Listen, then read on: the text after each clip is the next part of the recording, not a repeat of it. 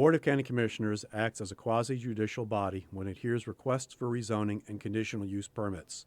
Applicants must provide competent, substantial evidence establishing facts or expert witness opinion testimony showing that the request meets the zoning code and comprehensive plan criteria. Opponents must also testify as to facts or provide expert testimony whether they like or dislike a request is not competent evidence. The board must then decide whether the evidence demonstrates consistency and compatibility with the comprehensive plan and the existing rules in the zoning ordinance, property adjacent to the property to be rezoned, and the actual development of the surrounding area. The board cannot consider speculation, non-expert opinion testimony, or poll the audience by asking those in favor or opposed to stand up or raise their hands. If a commissioner has had communications regarding a rezoning or conditional use permit request before the board, the commissioner must disclose the subject of the communication and the identity of the person, group, or entity with whom the communication took place before the board takes action on the request. Likewise, if a commissioner has made a site visit, inspection, or investigation, the commissioner must disclose that fact before the board takes action on the request. Each applicant is allowed a total of 15 minutes to present their request, unless time is extended by majority vote of the board. The applicant may reserve any portion of the 15 minutes for rebuttal. Other speakers are allowed 5 minutes to speak. Speakers may not pass their time to someone else in order to give that person more time to speak. All right, thank you all for being here. We're going to go ahead and get it called to order at 5:02, and we'll start out with a moment of silence, please.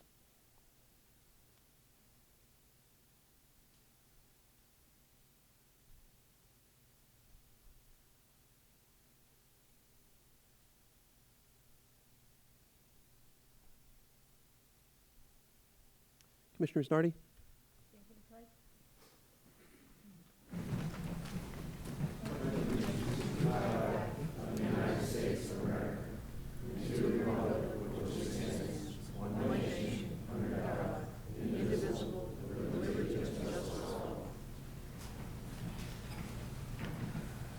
We're going to move some things around here on the agenda. We're going to start up with item J as in Juliet 5. We've got a couple of public comment cards. I'm just going to speak real briefly on it before we do take public comment. There was an email that I received with respect to this item from Mara Bellaby over at Florida Today. I wanted to briefly address some of the points made in her email.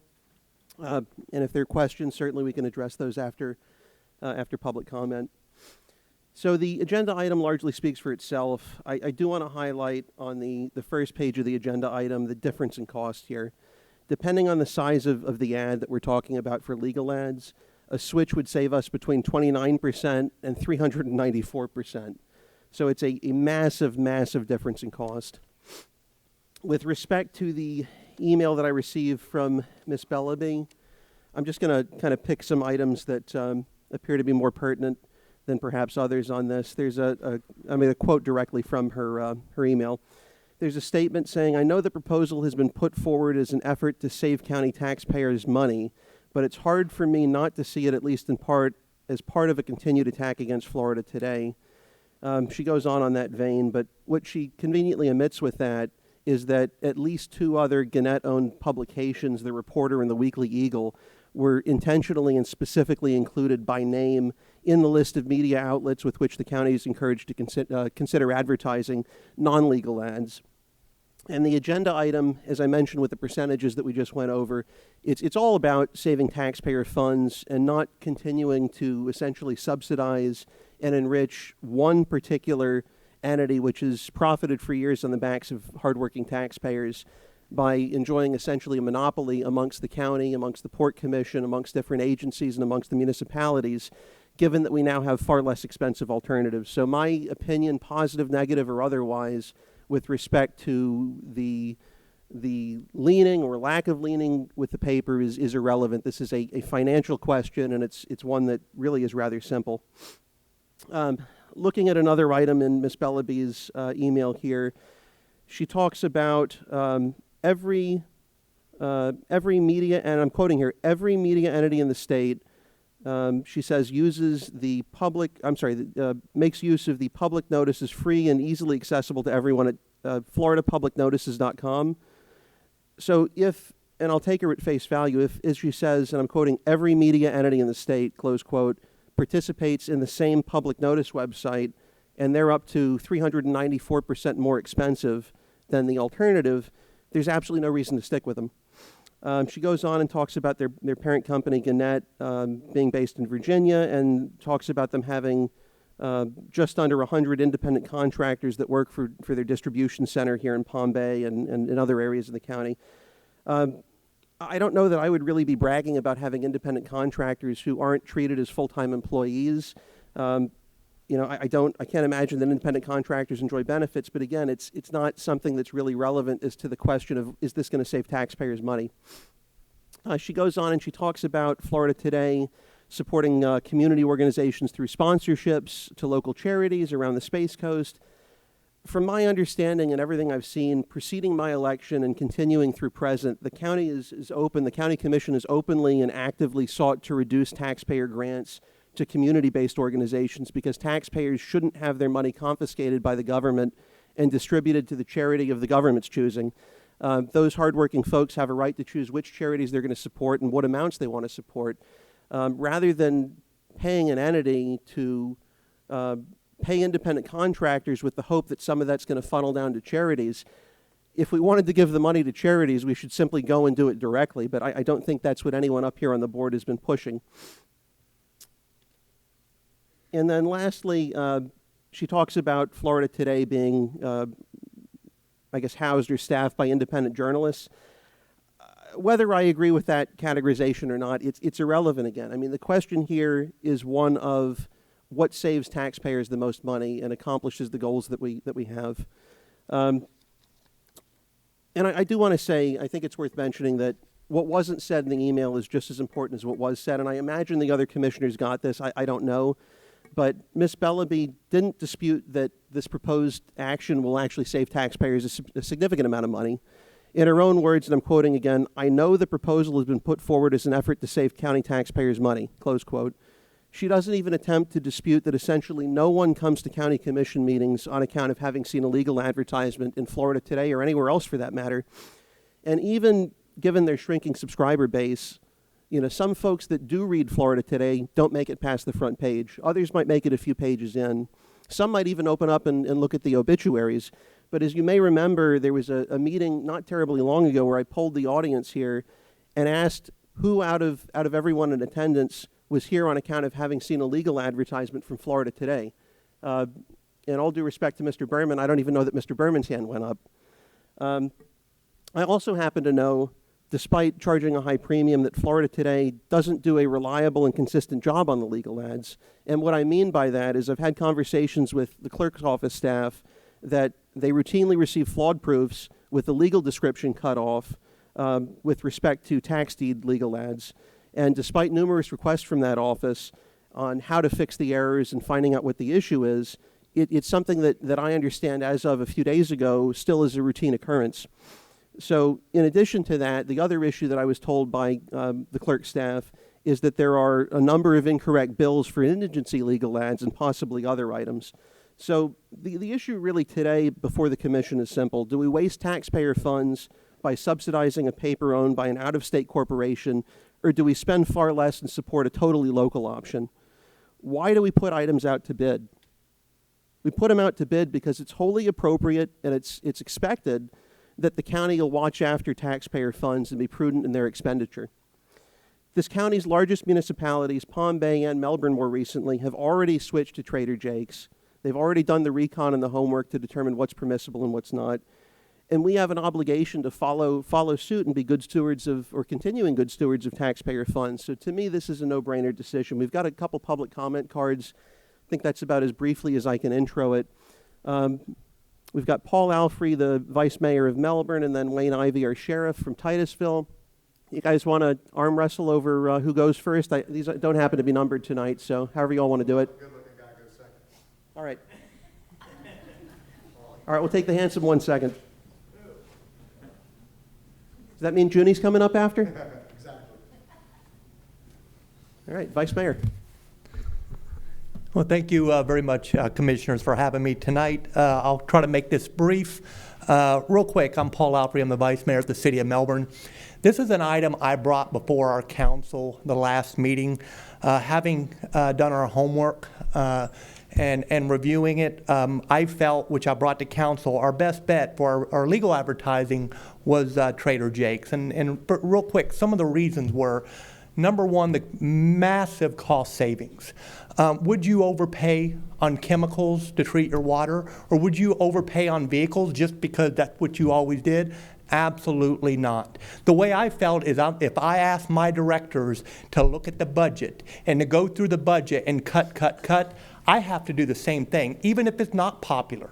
So as I brought that before my council for Trader Jake's, not only was I supporting a local owned business, but the 25 cents that Trader Jake's charges for their paper, 100% of that goes back to the wounded warriors. 100%. That's pretty big. And then the massive cost savings on the advertising. That being said, if it saves dollars, it makes sense. So I would implore you to do what my council did, 7-0 vote. We all agreed it was not a partisan issue. We all agreed that it saved the city of Melbourne tens of thousands of dollars. So as a city resident and a Brevard County taxpayer, I would hope my commissioners would consider the same. So thank you for your time, commissioners, and again, thank you for your service. Thank you, Vice Mayor. Sheriff?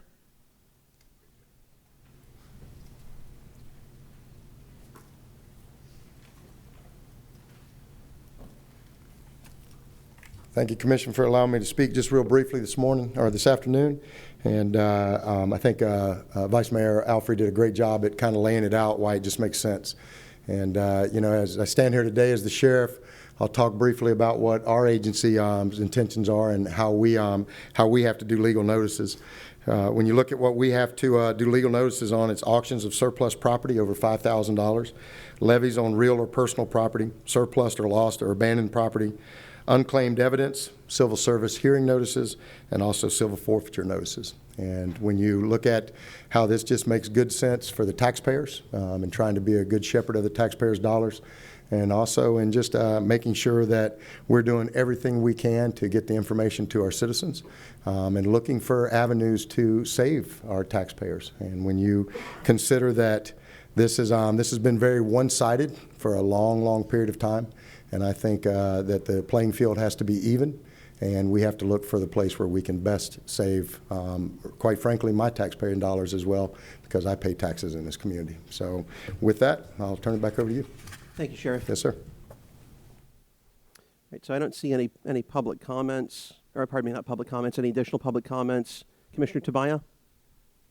Thank you, Mr. Chair. And while I agree with the top portion, the subject, motion directing staff to advertise using least expensive publisher, the summary doesn't necessarily match the subject.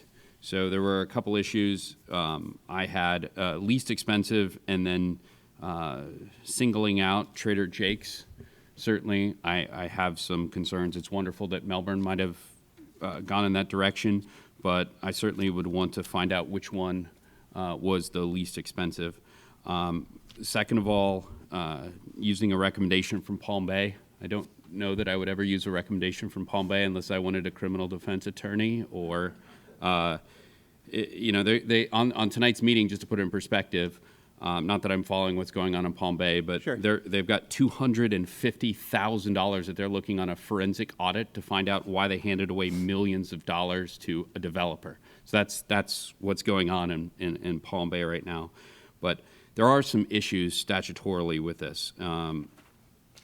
Florida Statute 125, and you have it listed here, but Sure. .66 parens 4B, however you attorneys talk, says that certain rezoning notices be placed in the newspaper 5 more days circulation.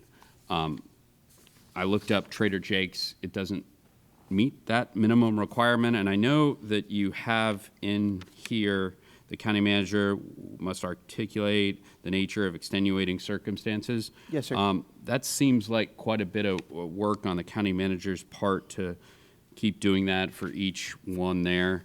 And then most importantly, and this goes to the good judgment of Commissioner Smith, he had looked at things that were pending in the Florida legislature. And certainly I was bringing in issue vacation rentals, and he'd mentioned that there was a bill moving through the House, and he was absolutely correct, and I thought it was wise counsel to wait until that. I don't want to advertise in Trader Jake's. I don't want to advertise in the Florida Today. I think that we can do this through technology and online, and it's much easier and much more effective. And thankfully, Chairman Randy Fine believes that. And House Bill 7, last time I looked, had made it all the way through the House and was pending in the Senate. So I certainly would like to make a motion that we table this until, this may be absolutely needed, not at all, if this would make it through the legislative session, which is only a couple weeks from now. So I certainly hope that that's there. So I would like to go certainly in that direction. I think we're going the same place, but if we can do it for even less than what Trader Jake's is doing, I think that's probably the best direction to go at this point. All right, we have a motion and a second. I don't know if you, sure. Commissioner Pritchett's next, and then we'll have you, Commissioner Znardi. Just kind of approaching the elephant in the room right now. I think that a lot of people are struggling with the content that's been in the newspaper. And I don't know. I think the day we're in, we have such a problem with maybe trying to get good information. And you know what? My whole life, whenever I've read information in the paper or whatever, it's always cited by someone's emotional feelings when they write it. It's just human nature. But it's a struggle right now, and I don't know how to fix all that. And I have a lot of concerns, and I got more concerns with people getting their information off of Facebook, and that seems to be happening a lot also. Here's what's hesitating me right now some is I asked all the questions, and I gotta be honest with you, I never heard of Trader Jake's till I got this. And I asked about circulation, and maybe I'd been missing it, and they only have a circulation of 800. And here's the problem, Florida Today has 54,000 circulation. So I was thinking maybe if you even thought about doing the Orlando Sentinel instead, or what we could do. My concern would be is that we're not getting information out to the public. And Commissioner Tobias, I agree, I read everything online myself now. I do everything electronically, but the problem is if you have a circulation of 54,000 to 89,000, we still have a lot of people in the county that are reading newspapers. And, you know, I think this trend is starting to go away. I think we're starting to lose more paper prints, and it's starting to go more into the electronic. But right now, I don't know that I can do it right now just because I think it would take information out of the constituents' hands.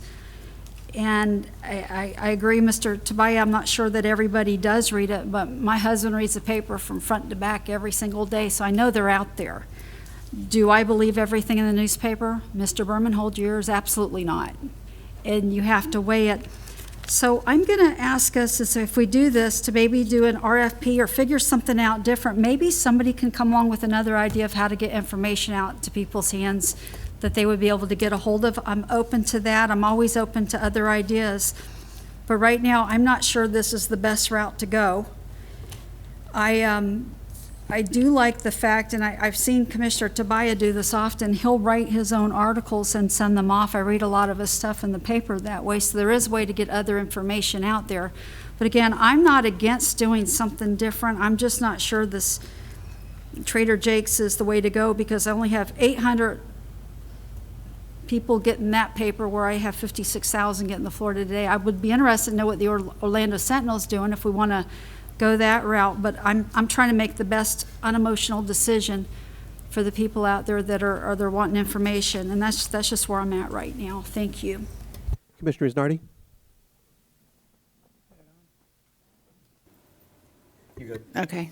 And I would agree with that if I believe that people read public notices in newspapers. I mean, they can tell you, maybe your husband's a rare breed. God bless you, sir, but I mean, I fully would support that if that were the case. What I take issue with is that those costs are not only egregious as far as what it costs to advertise, is the fact that you just have to go up to Tallahassee and look at the newspaper lobby. So whether or not you agree with their content or their leanings or whatever, it doesn't matter. They know how to play the legislature just as well as, that email we got from their editor. I find it interesting that whether you like Commissioner Lober, whether you agree with Commissioner Lober, there's an article that came out yesterday that was quite awful about Commissioner Lober, and I just find the timing rather interesting considering this is on the agenda today. So I will fully and completely support the lowest, cheapest possible way to get that information to residents. I mean, and it is electronic. You only have to look at the trend as far as electronic subscribing on any news publication. So if people want to get that information, it's available. So I don't think we should be in the business of subsidizing any private organization, whether it be a newspaper or otherwise, just because they donate to charities. Most certainly does not qualify or justify us subsidizing a private business. I like the idea of the RFP as far as going out for advertising. Maybe they can compete, but for what we're paying now, it's just completely egregious. Commissioner Tobias? Thank you, Mr. Chair. And I think we can get everyone on board if we, and I asked staff, they said it would be 10 to 15 hours, if they were to create a report of all the public notices that we do and the different statutory minimums to find out what we could shift over to a publication that is weekly instead of daily. That way, the responsibility wouldn't be on the county manager every time to justify that there was a publication in the Florida Today. Yeah, I imagine that's something that could be done in conjunction with waiting for the end of the session, that we're only a few days away. I would have asked the county attorney's office to do that, but when I did hear that it was 10 or 15 hours, I certainly didn't want to make a request on their time without getting the direction of the board. Sure, just a couple of thoughts now that I don't see any additional. Commissioner Smith. Thank you, Mr. Chair. Sure. I'd like to call a question. I think it's pertinent that... Would you mind if I had any opportunity to No, address? absolutely. But I think it's Appreciate pertinent that we take the vote, because if the vote passes, then the conversation is moot until 2 weeks goes by or whenever session ends. Agreed. Yeah, I just would like to comment now that everyone's had an opportunity to go here. So a couple things. First, I'm not going to be too repetitious here, but I do agree with Commissioner Isnardi in that it is a rarity to have anyone. In fact, I think your husband, Commissioner Pritchett, may be the only one I've ever heard that even reads them. But something tells me he would be here regardless of whether he read the legal notices, and that it's not, I've never heard of an instance in which we've ever had a seat warmed by anyone on account of them having seen a legal notice. To go back to Ms. Bellaby's email, and I'm just going to read verbatim the first item that she has in a whole laundry list. This item suggests, I'll skip to make it brief. We participate, as does every media entity in the state, in making all public notices free and easily accessible to everyone via floridapublicnotices.com. Florida's media has invested significant money in building this website. To date, it has over 32,000 registered users and over 70,000 monthly page views. It's free and easy to use. Sounds great. If literally, as she says, all media advertises in that, we would be advertising identically online with the exception of anything behind a paywall on Florida Today's site. If we're all about transparency, the only difference that we would have in terms of publicity online is the potential of having it behind a paywall. I don't see that as fair. It's certainly not something that encourages or incentivizes transparency in the public. If we had people showing up, and if anyone knows of one person that's ever shown up on account of a legal notice being advertised with Florida Today, let me know. I would be shocked because I haven't heard of it.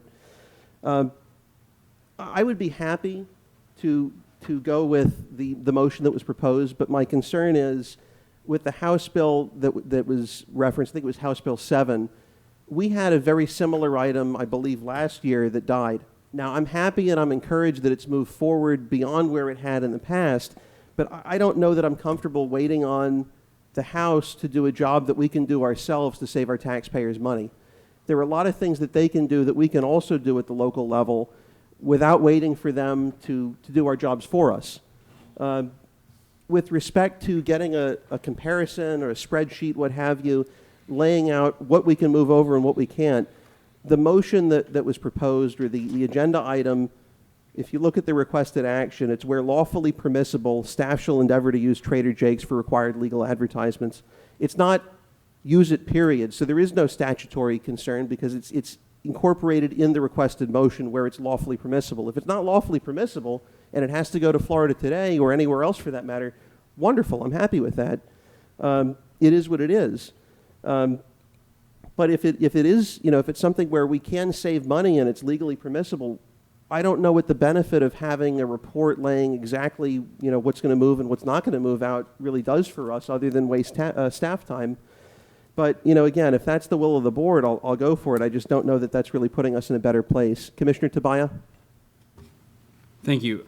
And again, if that's the motion that you intend to make, it says, it doesn't label motion, where lawfully permissible, staff shall endeavor to use Trader Jake's for required legal advertisements. Yes, sir. That's not the subject of the motion. Motion directing staff to advertise using the least expensive publisher. This is a single source. That certainly. I think I can add to why. So, and I'd invite, if you have any questions, we can have Vice Mayor Alfrey come up, because I know he's done the homework as well. At one point, and this was all of 2 or 3 weeks ago when I looked, second to the most recently, the clerk's website, which lists different media outlets that are potentially appropriate for legal ads, had, I believe, 5 separate outlets.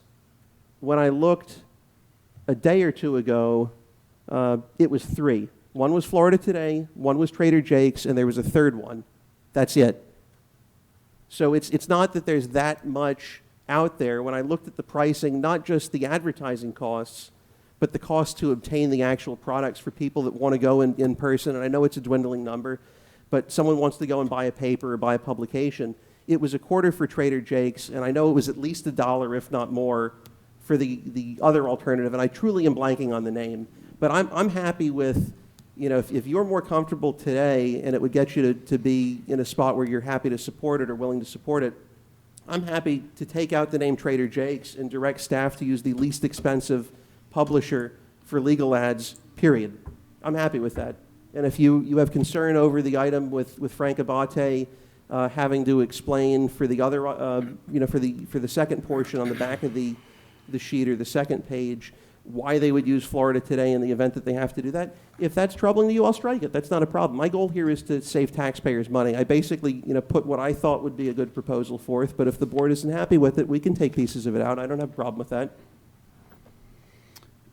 Mr. Chair, may I ask staff a question? Mr. Darling, have you looked at any of the costs associated? I imagine you would be the individual that would take the charge on that one. Have you had the opportunity to look at any of these costs? Yes, I've looked at the costs that we've spent as a county and then what procurement spends. Can you run some of that so we have an idea of how much we potentially could save when it comes to advertising this type of stuff? I didn't do the comparison. I can tell you what we spent last year, which was $88,000 as a county as a whole. But it varies by department based on the different sizes and the different types of ads. So, and I'm terrible at math. It says here there's a potential 29% saving up to $394. I mean, I'm just going with the smallest one here, 30%. I mean, that's certainly a sizable amount. Have you looked at the legal requirements for the rezoning, for example, that needs 5 days? If the Trader Jake's was just available on a weekly basis, might that push back agendas for people that are looking to get rezoned? Possibly. I would have to defer to Eden on that one. Ms. Bentley? Yeah, the rezonings are a little bit different than plain ordinance amendments. They do require a 5-day publication, so I don't believe Trader Jake's has that. So you'd have to go through and see which ones were eligible for Trader Jake's. Mr. Chair? Sir? I see 5 days. I don't see 5 consecutive days. It is 5 days, yeah. It's not consecutive. So we could do it in Trader Jake's, but then that would require, if they did it. I see where you're going. Yeah. Is it consecutive? I'm sorry. I think it just says 5 days. I don't think it says consecutive, but Yeah, I didn't but- really look at it from that angle, but 5 or more days, yeah, it says. so it might slow things down. I haven't looked at it from that angle. We'd have to take a look. Yeah, and when we go back to Melbourne, Melbourne CRA tried to sell the county on a building that was going to create $1 billion of revenue, and they got a comma and a zero mixed up. So listen, I do like Melbourne, great folks, but when you can't tell the difference between billions and millions, I don't know that we need to be taking their advice on publications one way or another. I certainly trust our staff. We've got some great folks here, and if we're talking 2 weeks, that's, what is that, 1/25th? So we're talking about maybe at 30% of a couple $1,000 savings. We're talking about $300 or $400 if Plus we staff waited. time. I mean, if that's what you want to do, that's what we'll do. I just, I wanted to throw it out there that I'm willing to modify what it is that I'm seeking, or at least clarify that. And if that gets us to take listen, action. ideally, I'm on the same page. House Bill 7 passes, and we can. I support this. This was, and you brought up a very valid point. This has been in the legislature certainly longer than when I was up there. I was a co-sponsor of this, so I think we are completely on the same page. I think Perfect. that 2 weeks, I would modify my motion that's on the table to ask staff to draft a report detailing all of our public notices and their respective requirements, and maybe do a cost comparison, so we can so we can find out what would be eligible for certain publications. And I have no problem with bringing this back in 2 weeks and making a decision at that point. And you know what? If Trader Jake's is the lowest one, I'll second the motion. Sure, and if it's a different one, as I mentioned, there was a third one. I truly am blanking on the name. If it's the other one, and I don't believe that was the case when I looked, I'm happy to do that. I don't have any ownership interest. I don't own stock in Trader Jake's. I don't know if it's publicly traded. I can't imagine. But it doesn't make me any happier or sadder to see it go to one publisher or another. Whoever's the least expensive would be my preference. It just seemed in my research that Trader Jake's was the least expensive. That's why they were specified by name, not because I prefer or have an opinion one way or the other as to there being a better, whatever that means, publication. And to get Commissioner Pritchett fully, I think she mentioned the circulation numbers. I think that's important to her. It is not important to me, but is important to her. So I certainly would like ask staff, when they did that, at least they could get us the publication numbers when on that report. So I would like to amend the motion with that request for staff to compile that and bring that back at their convenience, so we can make a decision at that point. Okay, we've got a couple more lights. Commissioner Pritchett? Thank you, sir. Yeah, a question. Are we thinking now that it's really not all that beneficial to advertise these things? Is that really kind of what we're trying to determine here? Just from you guys, is that what your thought is? My personal belief. Uh-huh. And It's not again, I've necessary? polled it. You're welcome to poll the folks sitting here now with this item here. I can't talk to y'all offline, so I'm Yeah, just I wondering. don't know of a soul that has ever shown up here or in any city on account of having seen a legal notice in Right, Florida but- today. I but just don't know it's ever occurred. You're legal, though, with legal law things. Are we at the point where we're actually doing something as a county or a government that's really not necessary, is to even put this stuff out? What we're doing, in my estimation, is we're complying with statutory requirements, but we're not complying with them in the least expensive manner. Right, but why, I'm sorry, you're just gonna have to educate me in front of everybody, they're just gonna have to understand this. Why is it statutorily necessary that we do this, that we advertise it? The advertisements, as far as the items which have to be advertised, my understanding, and I invite Ms. Bentley to jump in if her understanding is different or additional, is that these statutes that require certain ads have been in place for a very long period of time. They were put in place prior to the internet certainly becoming a household commodity. I don't believe that people obtain their news in the same manner that they do now. And as a result, it probably was beneficial to a degree to include things in print media back when those requirements were put in place in statute. But at this point, I think the statutes have outlived their usefulness and are being revisited right now. But Okay. Ms. Bentley, would you tend to agree with that? Or? Do people need to have this information we advertise? Are we just doing something redundant? Statutes do require the ads. I'm looking at Chapter 125 right now, the section that we talked about earlier, Right. and it was initially adopted in 1969, so I agree with the timing issue regarding the statutes being adopted before the internet. So I'm trying to determine, because here, we're talking about internet, but I'm telling you guys, I've got a lot of old people in my life, and I kind of resemble that now, but they're not all real good with internet, and they're still reading paper. So my thought is, if it's something that's not even necessary to do, you could be buying me into this. But here's a concern: if it's something that is necessary and we're trying to get it out, I don't even think I even got Trader Joe's in North Brevard. So if this is something You that's do. necessary, I know if 800 for the whole county, I promise you I don't have maybe 10. I'm concerned that I'm going to stop my constituents from getting information. So if you're really wanting to go this route with something different, I might be open to the Orlando Sentinel if you guys want to research that. But I don't know if we have anything else that's able to get that kind of data out in paper is easy, but I'm open to it. Scott Ellis actually sent me another suggestion as well, and it's not on his list now, and I Okay. haven't vetted it to see if it complies, but there's something called, I think, the Orlando Business Journal that might also work, but that's Well, not in the list, so Whatever, I don't know. again, if you're telling me that this is not necessary, it's something we've just done because it's the way we've always done it, and I hate doing things because the way we've always done it, if it's not necessary anymore, that might be a good discussion.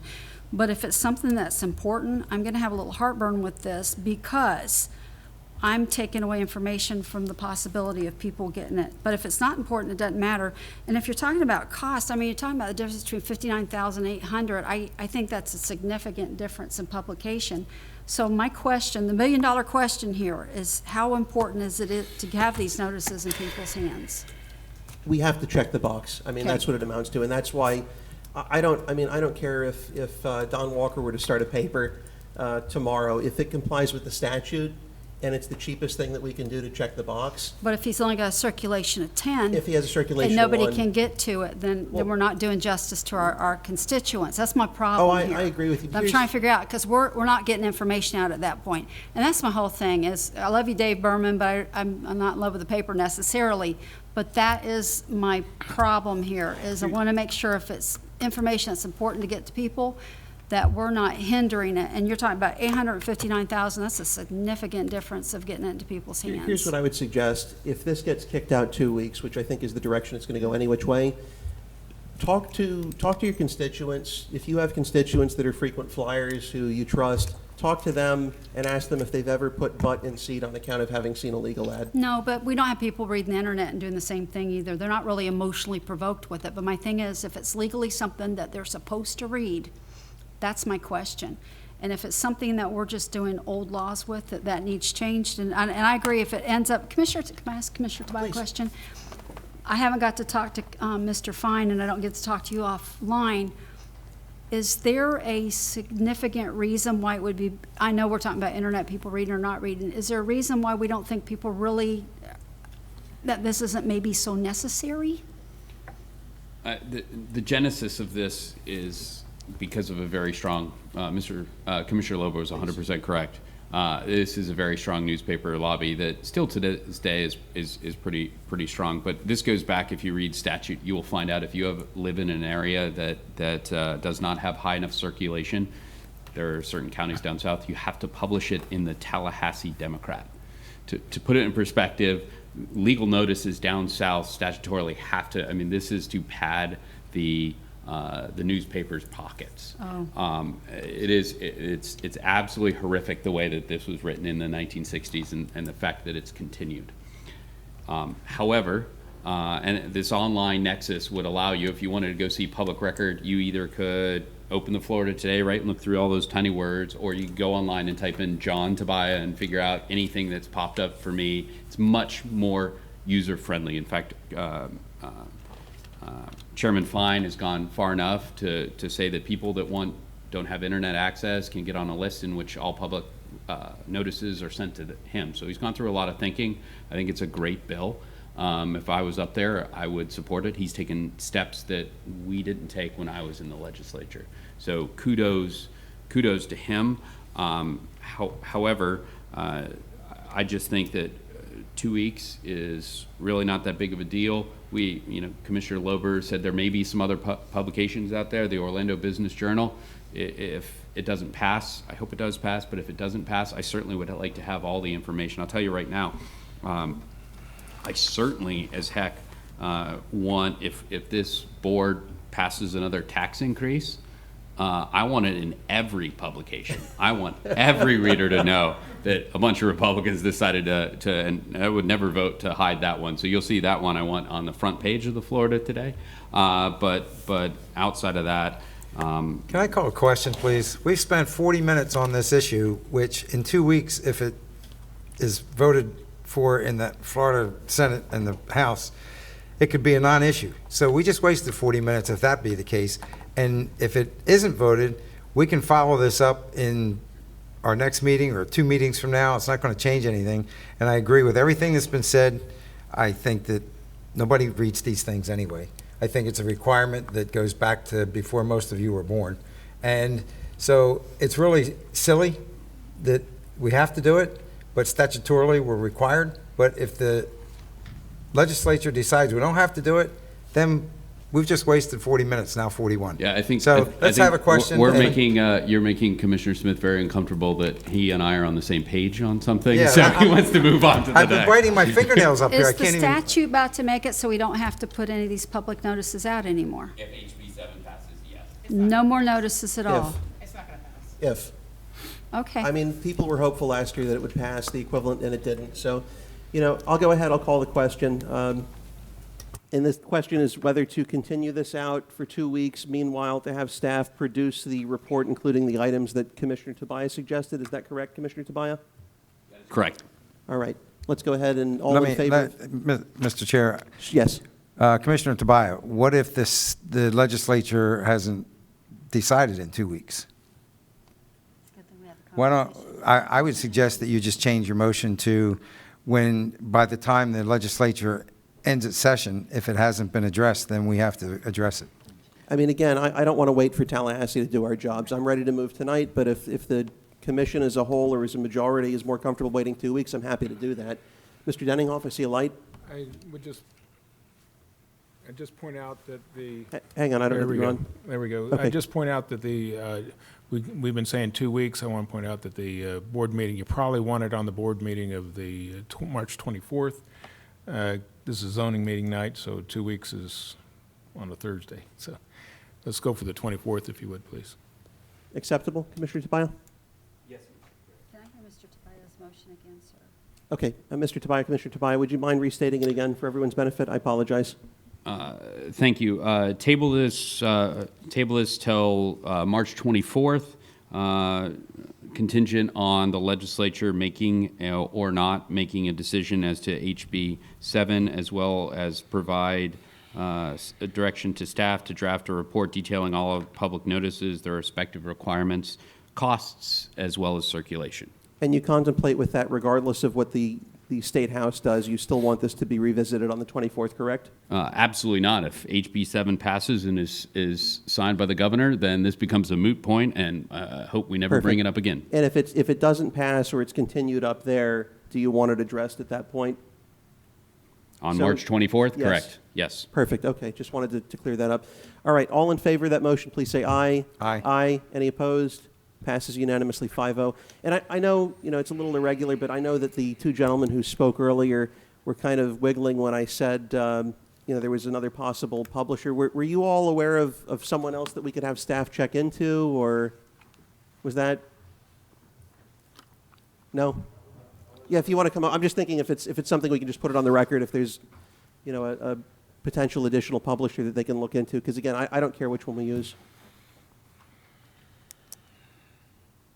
Vice Mayor. Yeah, thank you real quick. And I'll make this brief. I don't want to waste too much time. Real quick, I want to point out something Mr. Tobias said. He said with Melbourne not knowing the difference between the billions and the millions, that he is right. Our former city manager had that issue, which I uncovered, and that's why I got rid of him. So just to let you know, this is something I brought forward, and I totally understand about our former city manager. One of the things on the Trader Jake's, again, it's a local business. Yes, sir. To me, I believe in buying local. That's very important to me. The fact that all that 25 cents, that's all they charge. You go buy a newspaper, it's $3. 25 cents goes to the Wounded Warriors 100%. So it's not about only saving tax dollars, it's also about helping veterans. And as a veteran, I know our county has a lot of veterans. So at the end of the day, this is a win-win, and that's why we had a 7-0 vote Republicans and Democrats on my council. Vice Thank Mayor, you. appreciate you taking your time to come out. Thank you, sir. Thank you, Sheriff. All right, we're going to go ahead and move on to public comments. We have, let's see here, one public comment card, MJ Waters with the Brevard IRL Coalition. Thank you. Thank you. I'm MJ Waters, and I don't advertise any legal notices anywhere that I know of. Thank you. I live in Melbourne, Florida. I'm on the board of the Indian River Lagoon Coalition, and we spent most of January and most of February in talking about what's been going on with the COC and the Indian River Lagoon Plan, because that's one of our goals, is to educate people. So I brought a less than 2-minute video that I'd like to share with the commission. SCGTV, have you all had a chance to review it, or Don? Yeah. Is this the one that you showed me for the prior meeting? Yes. Okay, we're good then. It's not editorial. I just got to learn.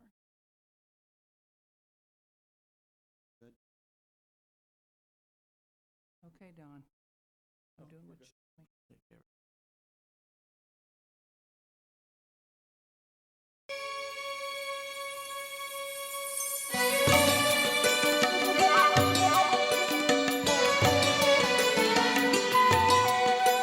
The Brevard Indian River Lagoon. We're working to bring it back after decades of neglect and pollution. Dredging is removing millions of cubic yards of muck from the seabed, restoring seagrasses, and improving habitat for fish and wildlife. Dolphins and manatees are coming back. Baffle boxes are being installed to trap stormwater runoff, collecting waste and debris before it runs into the lagoon. Septic tanks near the lagoon are being switched to sewer lines, eliminating nitrates and phosphates that would otherwise pollute the lagoon. Mangroves are being planted to restore the natural shoreline. Even oysters are helping the lagoon. Recycled shells become home to new oysters, and each oyster can filter 30 to 50 gallons of polluted lagoon water a day. This is not going to fix the lagoon all by itself, but we're hoping it'll be one of the tools in the toolbox to bring our lagoon back to a healthy ecosystem. All of this work is funded by the half-cent sales tax Brevard voters approved in 2016 to clean up the lagoon. Each project is progress in our battle to save the Indian River Lagoon.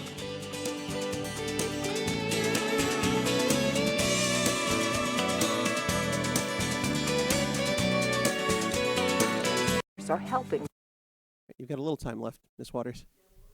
To say is that we feel like the process of the Save Our Lagoon Plan and the COC has worked very well.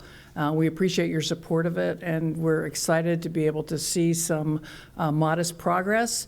We have shown this video to many people. We've worked with the county and with Dwayne DeFries and have been on virtually every TV station in Central Florida during the past 6 weeks. And if any of you would like to use this video for anything, just get in touch with us and we'll be happy to share it with you. So thank you for your support. Thank you so much. All right, that's it for public comment in this section. We're going to move on to public hearings, and I'll hopefully help make these a little bit swift. H1, if we could have staff do a brief intro. 19 PZ 00139, Beatrice Aikman requests a conditional use permit for a guest house in a RU 1-11 zoning classification. It's in District 2, Commissioner Lober. Right, I see we do have a public comment card from the applicant. Is it John Suppin or Suppu? Say again? Supin. I apologize. All right, yeah, if you'd like to come up, you're more than welcome. Okay, all right, just, yeah, if you're going to waive, that's perfect. Yeah, with respect to this, I've had a chance to review this with staff, and what I would ask for, well, before I get to that, just briefly, the second page of the agenda item, it talks about P&Z having heard the request and recommended approval by a 6-3 vote with the condition that the applicant connect both the principal structure and the guest house to sewer. I would like to request that I have a motion to permit this either with the recommended condition or in the alternative that both the guest house and the existing house be connected to advanced septic. So I would imagine that would involve connecting the guest house to advanced septic, which is required anyway, plus the existing house. I just don't know whether they're going to be able to connect to sewer. Staff seems to think that they will be able to, but I'd like to give them another option. All right, Commissioner Smith made the motion. I'll second it. All in favor of permitting it with either connection of both the guest house and the existing structure to either advanced septic or sewer, say aye. Aye. Any opposed? All right, passes unanimously. Thank you, sir. All right, moving on to H2. Staff, if you can give us a brief intro. 19 PZ 00156, Hitchin Beach Development Corp. requests a conditional use permit for alcoholic beverages, beer and wine only, for on-premises consumption in conjunction with a restaurant in a BU1 zoning classification. Subject property is located in District 2, which is Commissioner Lober. All right, I take it you're the applicant, sir? Yes, I am. Okay, if you could state your name just because I don't see a card for. Richard Lee. Richard Lee. All right, you will have 15 minutes if you'd like. No. Okay, easy enough. If I could have a motion to approve? All right, I have a motion. I'll go ahead and second it. Oh, Commissioner Tobias, I apologize. Sir. Thank you, Mr. Chair. Mr. Calkins, I think we asked you to look at the board when it came to these type of permits and putting together some sort of process. Just wanted to find, and I'll certainly support this. I just would rather have you had this not have to show up in the evening and you do this ministerially. Can you tell us, Tad, where we are in this process? Yeah, we're still putting the report together for you all and hope to have it to you shortly. I would say, you think by next zoning meeting? Yeah. Hope to have you all something by next zoning meeting. All right, Mr. Lee, just for the clerk's benefit, you're from Merritt Island, sir? Yes, I am. All right, perfect. So all in favor? Aye. Aye. Any opposed? Enjoy the beer and wine. Thank you. Thank you, sir. All right, next up, we're moving to some fun stuff. We have Jays and Juliet 1. We have several public comment cards. I do want to mention, I spoke with Virginia Barker with respect to this.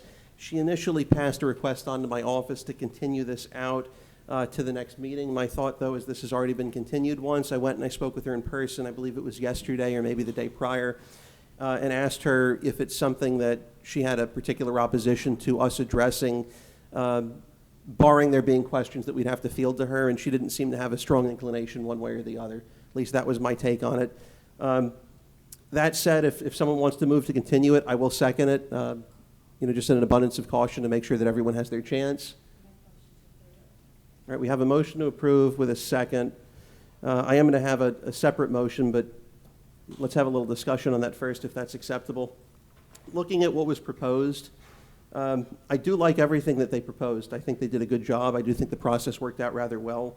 My concern is that there is money that's unallocated. Now, I'm not talking about the contingency or the reserve funds that are built into that 5% contingency or reserve. I'm not looking at touching that. Having spoken with staff, I think it's an appropriate number. I trust that the COC and the powers that be have done their work in determining that number. But with that said, we still have a large number, a Florida lottery win, essentially, that's left on the table. I went through the spreadsheet. I spoke with Virginia and with Ms. Bentley about this to address the legality and also a way of allocating the unallocated portions that would be in keeping with what the COC and the powers that be have suggested thus far. And if you look at what was submitted as far as IRL project submission for award funding, the award funding was ranked based on dollars per pound total nitrogen removed. They approved the first 46 of them. Now, 47, 48, 49, and 51, we could fund all of those up to the same level, the 1,500 cap, which is a dollar figure per total pound of total nitrogen. We could fund those out of the unallocated portion and still have a small portion unallocated. The reason that I would skip over 50, and I'll give you the specific names here in a moment, is because 50 is a almost $14 million project and we don't have enough unallocated for it. Commissioner Pritchett?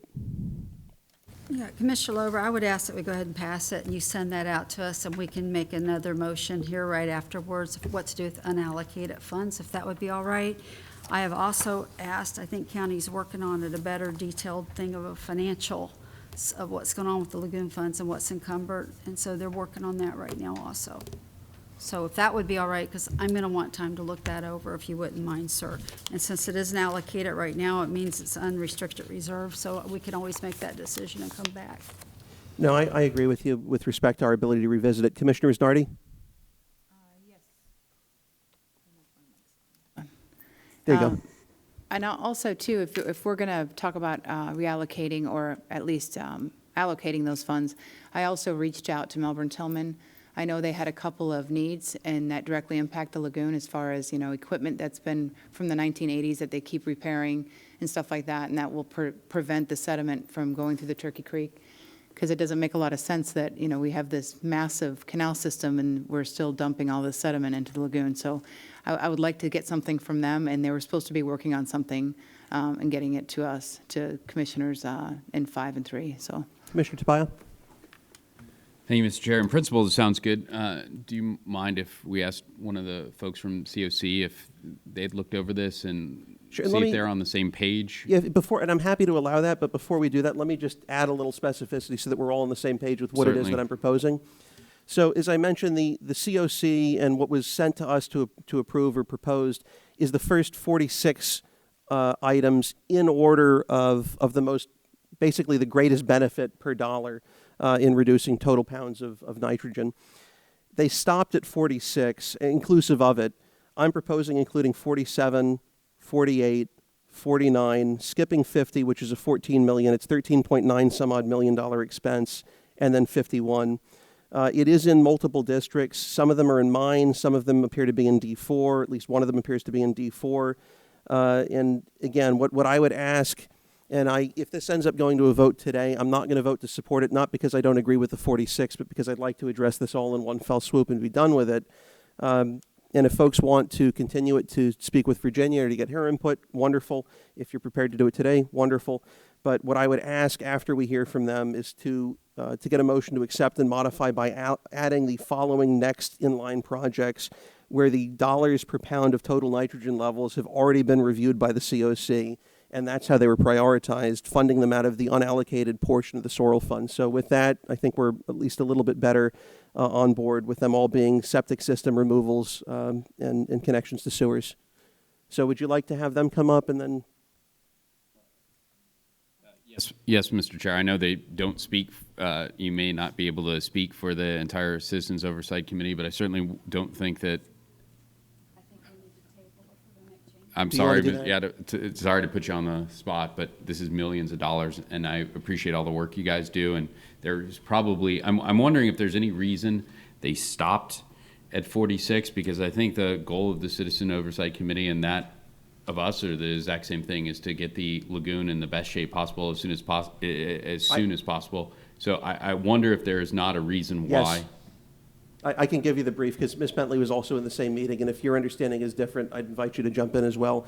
My understanding is actually what I just suggested doing was something that was at least talked about, and the reason that they didn't include those was because they wanted to keep over and above the reserve money unallocated, because there could be something theoretically in the future that would come up that might be of benefit.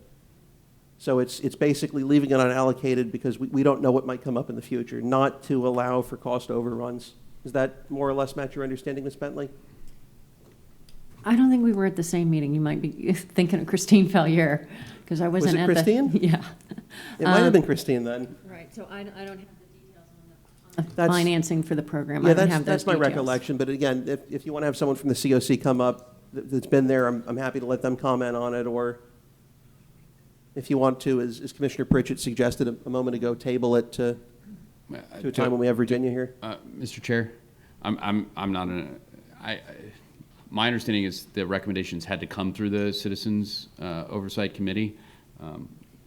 Is it your understanding, Ms. Bentley, that this is a recommendation coming through the Citizens Oversight Committee, and thus we would have the authority, should we want to do this, without? The language of the ordinance is unusual. It says when the Citizen Oversight Committee makes its recommendation, it comes to the Board of County Commissioners. This is an amendment to an existing plan. And so the amendment is offered to the board for their inclusion, modification and inclusion, or inclusion in the Save Our Lagoon plan. So you do have some ability to modify, but their recommendation is clear. It stops at 46. Inclusive of? Yeah, inclusive of.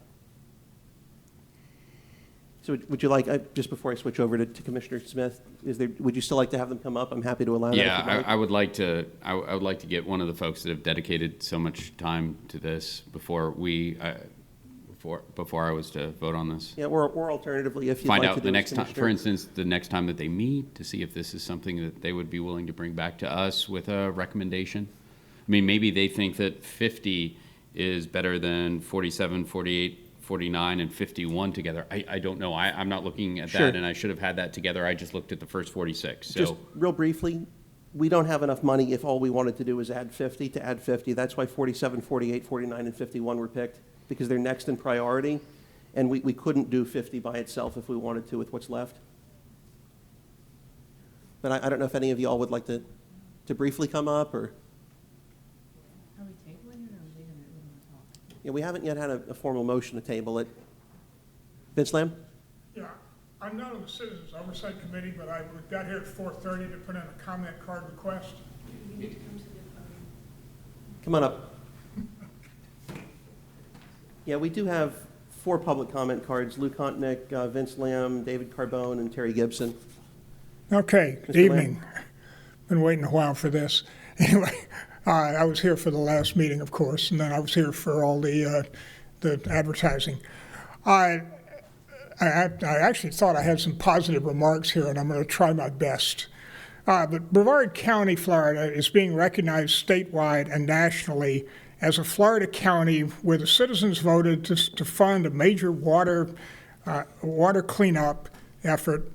And I have seen some of the presentations. Dwayne DeFries, of course, has been publicizing this nationally at the National Estuary Program. So, we are getting across the state and nationwide attention for this citizen-driven action that, of course, had its origin back with an earlier board of directors. Many of the voters that I've talked to before the referendum were very aware of the Citizens Oversight Committee. We've been very fortunate that volunteers have come forward wanting to serve, have met or exceeded the requirements for this board. And commissioners, thank you for approving the 7 Citizens Oversight Committee nominations, and then approving choosing the people that are doing well with this. And of course, the other 7 are appointed by the Space Coast League of Cities.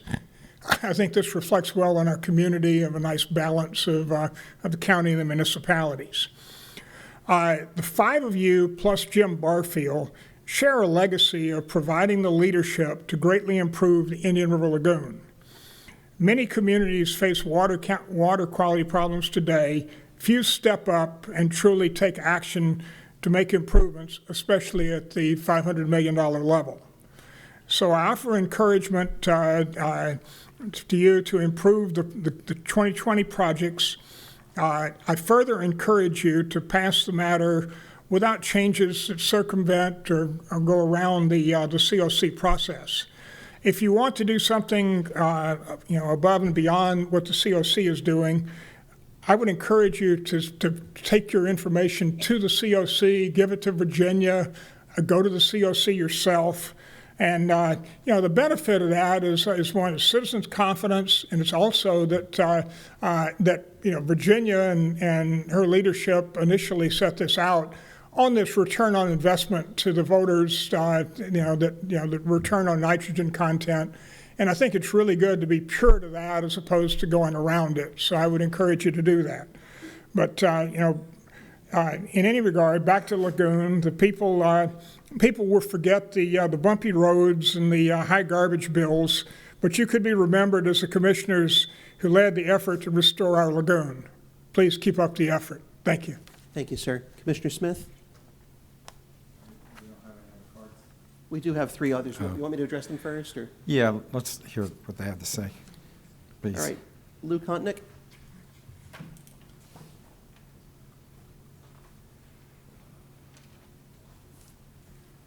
Welcome, sir. Thank you, and good evening, commissioners. I'm here as Lou Kontnick, board member of the Brevard Indian River Lagoon Coalition, and I attend a lot of the COC meetings. In fact, I attended the meeting that you're discussing right now. And there was extensive discussion. You can see it on the video. There was extensive discussion about the projects that ran beyond 46. And I'm not going to try to be, gospel about this, but the gist of it was, and this took place over probably 20 minutes, the gist of it was that the cost-benefit return of those higher number projects was lower. And so there was a concern about going ahead to do those. But the other thing that I think is just so critical, what they discussed, was the fact that if we lock ourselves in today and say in 2 years, 3 years, 4 years, we wind up finding projects that will give us much, much better return for the same dollars, and we're foreclosed because we've picked high-cost projects, that what we're doing is we're undercutting ourselves. I might also add that there was a lot of discussion about how the contingency plan funding was really low by comparison to what normal projects, projects like this would do. So my point is to tell you that there was very deliberate consideration, very rational decision-making by a group of people who have wide expertise from finance to tourism, et cetera.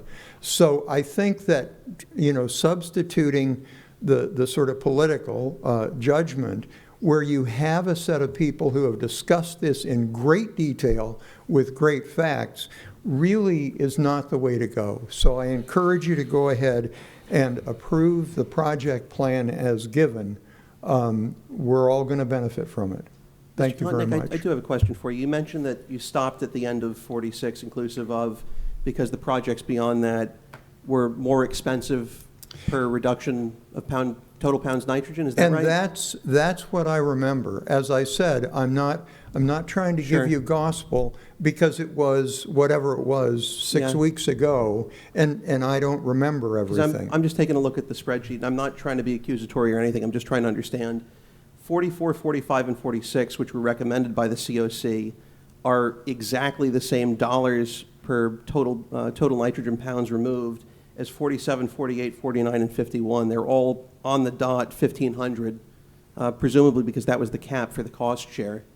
So I think, again, it goes back to the suggestion, and I apologize, Ms. Bentley, I thought you were at the meeting, it might have been Christine, that there at least was discussion with respect to opportunities that may present themselves which aren't yet known to us. Is that fair to say?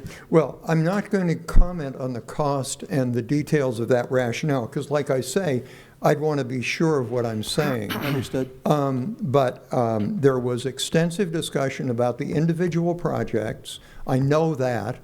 And there was extensive discussion about the fact that, as I said, you may find in a year or two, and I think the amount of money we're talking about is, I think it's $16 million. I'm not sure that's the number. I think it's even lower than that. I think it's closer to 8 maybe. Okay, $8 million. So the thought was, for goodness sake, save a little bit in case we find the pearl that we want to finance. Don't throw it all, and lock it up today. I know that was part of the rationale, and I certainly encourage that. I appreciate it. Thank you, sir. Thank you.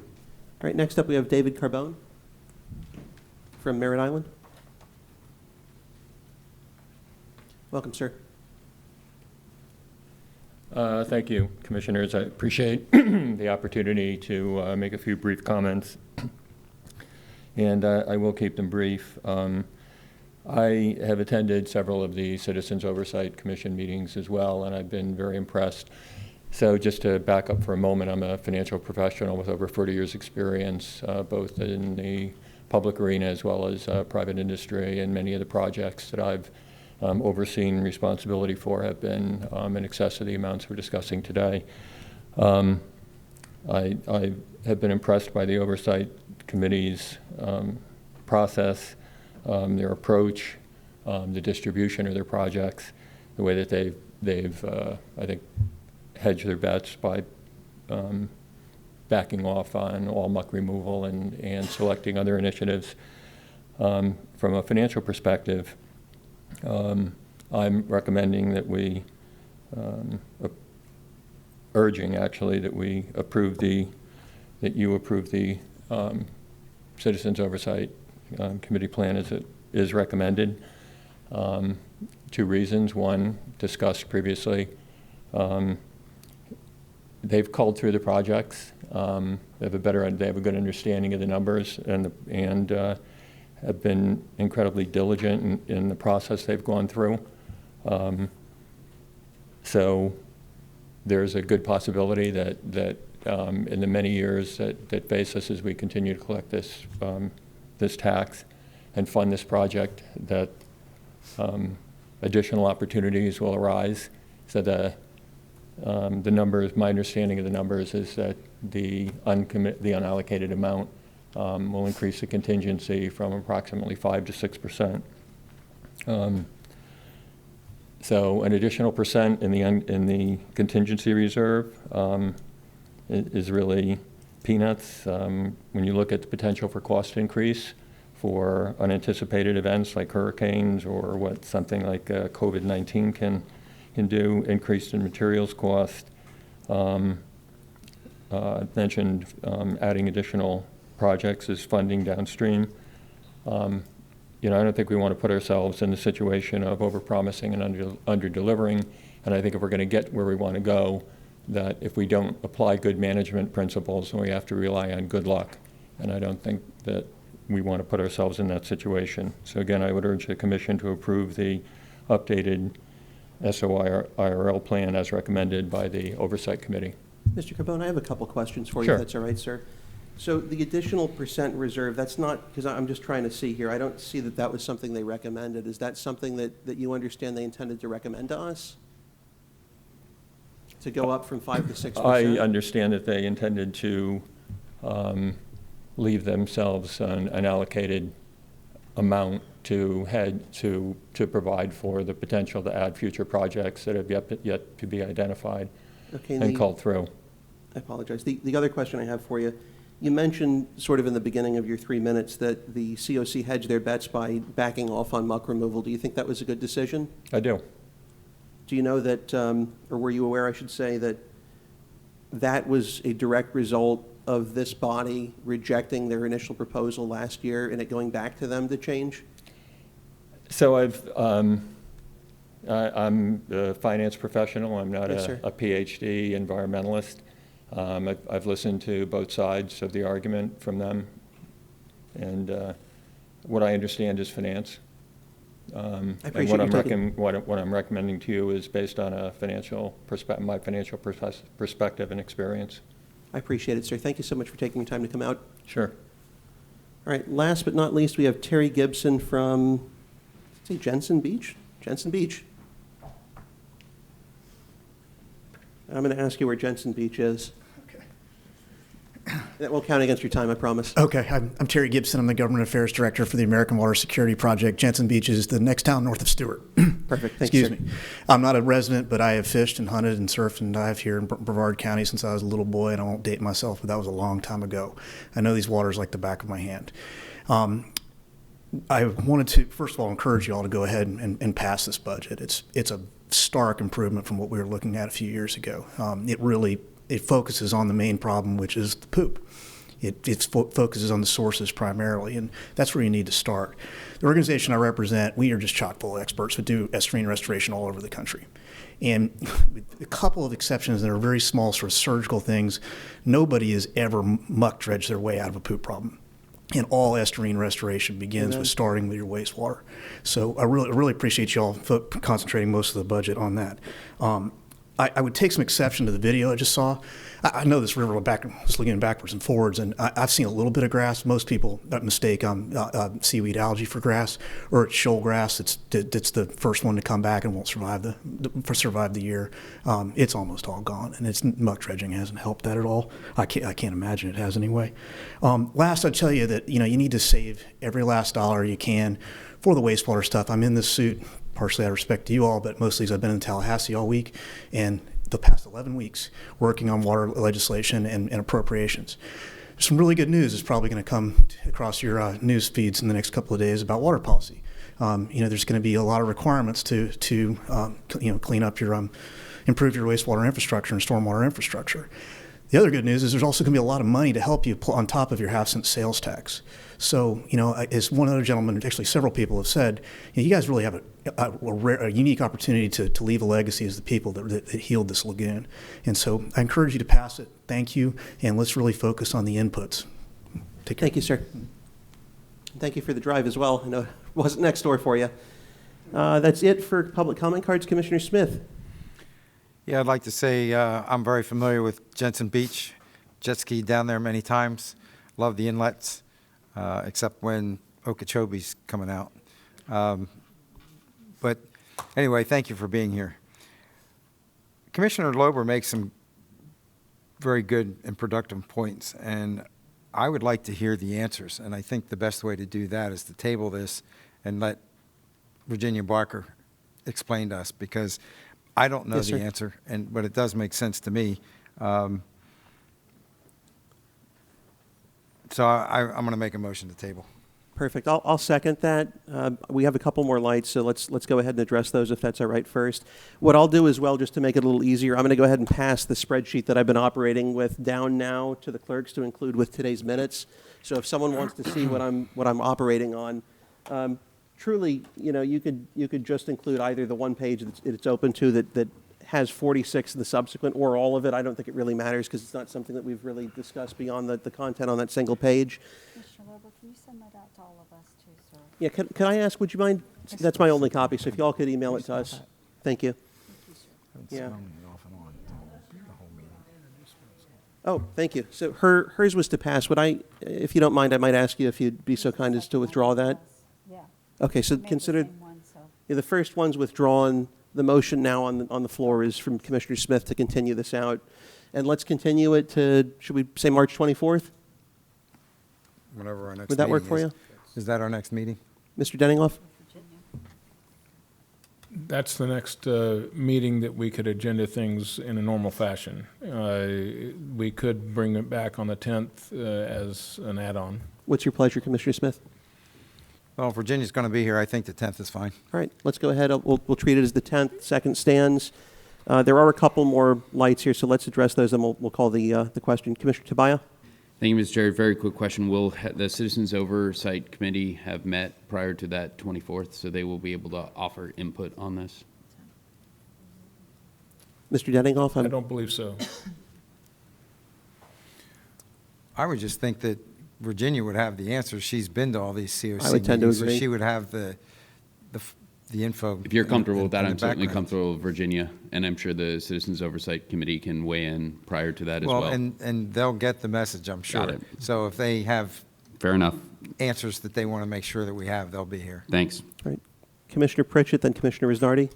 Thank you, sir. I think what we're saying is we're planning on passing what she presented, but you have a reserve fund that you're wanting to go ahead and put through also. And I just want to make a thought on this. When we first did that, they were planning on having $23 million a year come in. The first year hit like 34. Last year was $48 million. This year they're projecting over 50. So there's a lot of funds coming in. So I don't know that we shouldn't start putting things through. And Commissioner Isnardi, you got my attention with extra funds coming in. I don't know that we shouldn't start maybe thinking about some capacity issues if it falls within the guidelines. There seems to be enough to do what that was originally planned, and I think we need a lot of input. This is double the money that we were considering. So if we're going to really do a lot of work of keeping bad stuff from going in, then I think that needs to be a good discussion, because I want to make sure this is equitable also between the districts. I took a little peek, and I think we have a little misbalance, and we probably need to look at that a little bit, and I think District 5's way behind right now. So I think that's something we should look at moving forward also. All right, Commissioner Isnardi. And I'll just reiterate again, I mean, when you're talking about District 5, we may not, District 5 in the Atlantic obviously is part of, concern, but we have that whole canal system of miles after miles of canal, and it all drains into the Turkey Creek, which all drains into the lagoon. And I think, whether or not they should be in front of us begging for money, it's probably not their style, because they just kind of maintain the canalways. They're kind of a quiet group of people that do an amazing job, if you've ever seen how much water they hold in our districts. But I really want them to bring us something so we can at least make sure that we're not, missing an easy opportunity, a low-cost opportunity to save money. And I am so excited about the capacity issues and about getting people off of septic. And you'll never get the public support or trust if you're constantly dumping raw sewage in the lagoon. And I know you guys have probably heard me say that more times than you care to acknowledge, but but it really does defeat the purpose. I mean, to restore something and just to hammer it again with pollution is just obscene. So I'm really excited about. I like the list. I don't think anybody up here is not going to agree with what's allocated so far. Right. I think it's just the overage, and it is coming in hand over fist, and we can't spend it fast enough. And having it sit in the bank, that's what the reserve's for, is for those. And if we do have some sort of hurricane or something, we also have FEMA. So that money's always coming in, and just to have it sit there and not do anything is sort of not very good stewards of that money as well. So. Counterproductive. Right, it's silly. We should be doing everything we can, not spending it recklessly or without good science, but spend it. It's there, spend it. Let's restore this lagoon as fast as we can. Commissioner Pritchett. I agree. We're sitting with 123 in reserves right now because it's hard getting the permitting going for these projects, and it's just going to increase. And just from an overview of looking at it, everybody's paid into this. I think the whole county needs to benefit from it. So I start looking at some things, and I think from looking at the perspective of what you got, that we need to expand the criteria of what we're doing. I think that way we need to get it equitable between the districts because they're all paying into it. So overviewing the projects we have going and just looking at money, I'm asking for financials. I think it's something we just need to be a little more aware of and watch over, because it ended up being a lot more money than we thought was coming in. We need to be more aggressive, probably some other capacity projects. All right, that's all we have here. So we've got a motion on the floor to continue this out to the 10th. All in favor of continuing this item out to the 10th, please say aye. Aye. Aye. Any opposed? Passes unanimously 5-0. Thank you all so much for coming out. We're going to move on to J as in Juliet 2, which is the TDT tax proceed item that was continued out to have the benefit of Commissioner Isnardi, who unfortunately was unwell and thankfully was not here to infect the rest of us the last time. Although we do enjoy her company. So I'm happy to reintroduce it, or I think everyone's probably already familiar with it. What's the board's pleasure?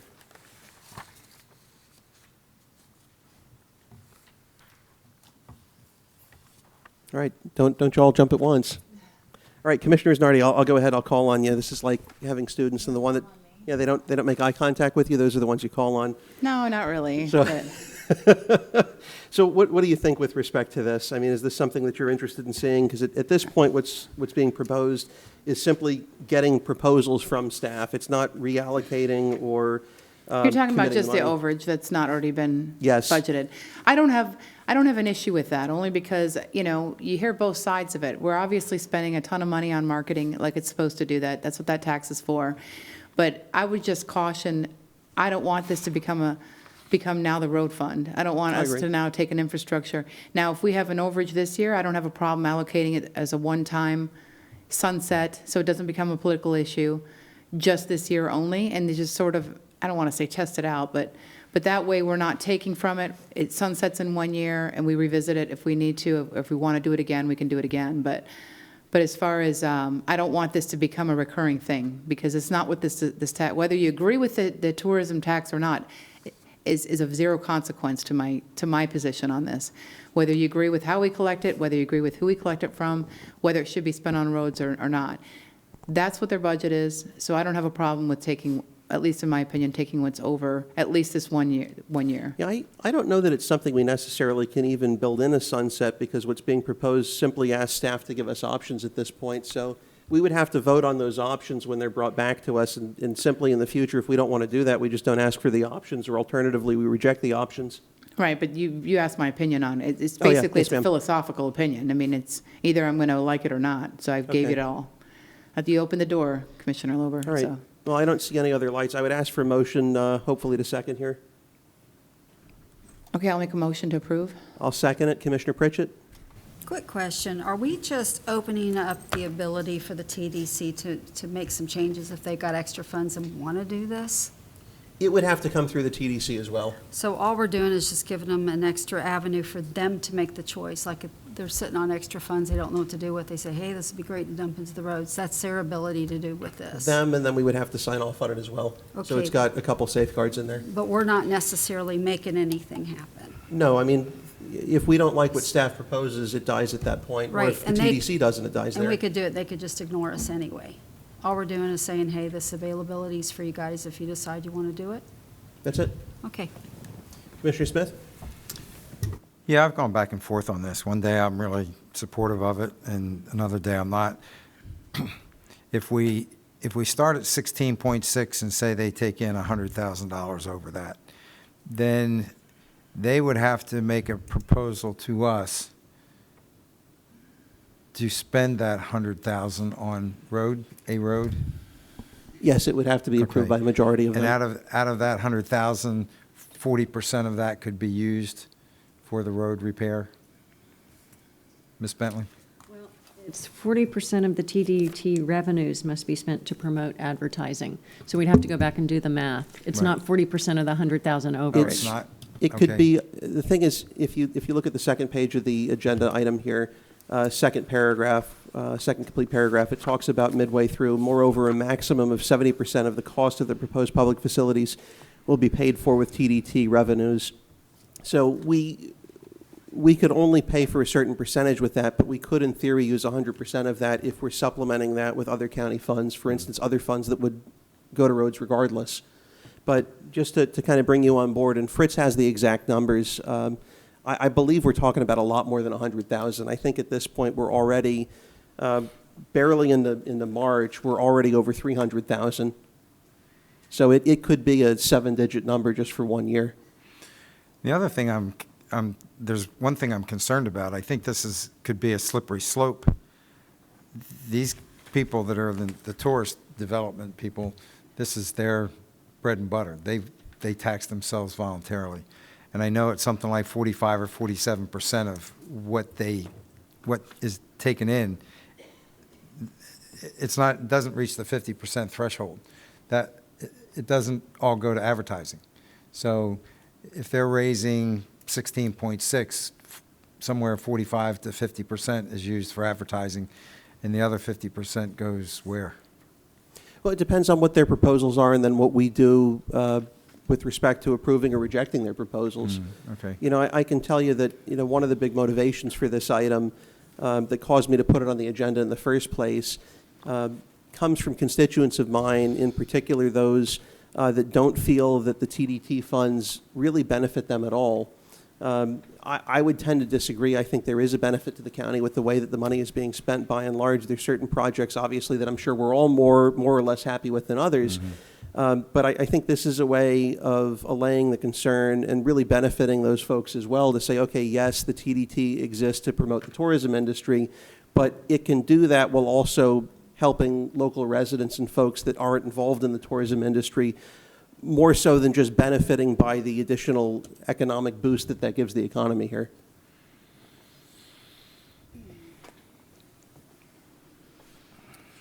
So we've got a... Yeah, I guess I'm teetering because, again, I don't want to go down a slippery slope so that we start giving people that are opposed to the TDC, and I know there are people out there that are, don't want to give them impetus to come back and say, well, we need to take more. That's my fear, because I don't want to kill the goose that lays the golden egg. Sure. The hoteliers, the people that collect this tax, they're the ones that are marketing our county. and they're the ones bringing in the tourists.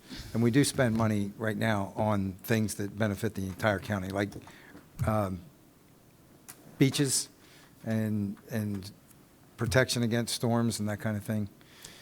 You know, I wouldn't ever try to take what they've already been getting and using. I think, well, it's not I think, I know, if we continue the way we're going, we will have spent more over the past 12 months than we will have in any preceding 12 months to benefit that industry. So it's not that we're bleeding them to the point that there's an issue. They're getting everything they intended to get and anticipated getting. It's just essentially the gravy over and above that can help us put the county in a better position in a different way than is traditionally done. Yeah, I get that, and that's the part that I agree with. But again, I'm concerned that if we go do this, then it makes it easier to go a different route next year, and that's the slippery slope I'm concerned about. We're always the gatekeepers. The TDC is another gatekeeper. So it's something where there are checks and balances that exist in the system. You know, I understand that if we had a TDC that became unhinged and a commission that came unhinged, it could be really bad, but that could happen regardless of what we do today or not. So, you know, I would say if you think it's a good idea, at least insofar as it's outlined for today's purposes, you may want to support it. And if you don't like it in the future, if it's proposed again, then don't support it then. All right. Commissioner Pritchett? Yeah, I liked it until Commissioner Smith started talking. I started thinking, okay, so TDC, like you said, I think that's the reason why we ended up, instead of 25 million in the lagoon funds, we're coming in with 50.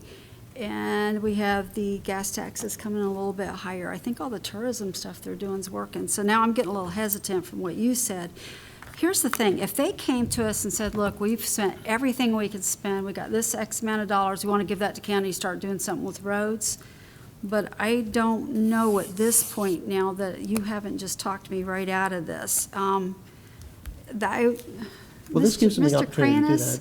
Do you have you guys had any conversations where you think you have more money than you need to do the projects that you think that's going to draw in tourism? And I know I'm putting you on the spot.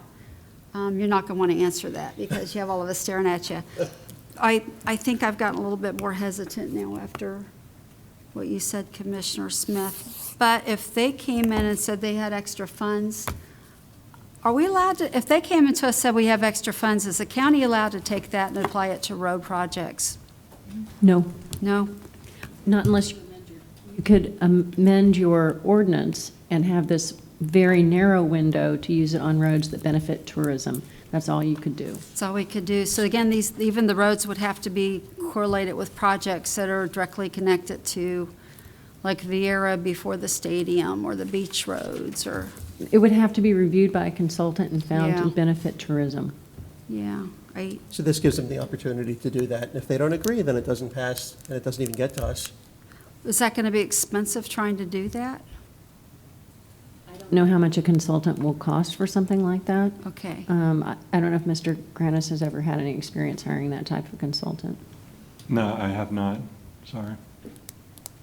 Okay, thank you. And that's something obviously that will come back to the commission to approve if there's a cost associated with it, I would imagine. Yes, sir.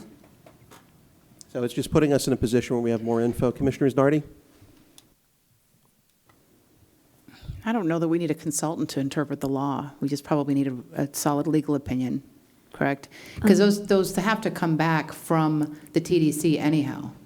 Actually, the law provides for a consultant to, a third party must look at it.